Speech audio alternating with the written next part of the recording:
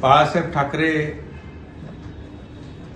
सांगोला उपसा सिंचन योजनेचा आज मंत्रिमंडळ बैठकीमध्ये 884 कोटी रुपयांना मंजुरी दिली।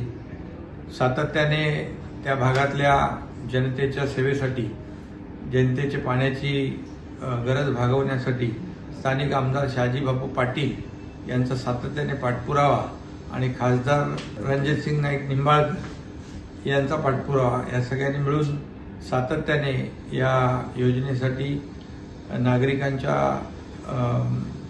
पाण्यासाठी सातत्याने पाठपुरावा केला आणि आज त्या अतिशय मोठ्या योजनेला सुधारित प्रशासकीय मान्यता देण्याचा निर्णय घेण्यात आलेला आहे। मी तमाम त्या भागातल्या जनतेला मनापासून शुभेच्छा देतो आणि आमदार आणि खासदार दोघांचे अभिनंदन करतो। एबीपी माझा, उघडा डोळे बघा नीट।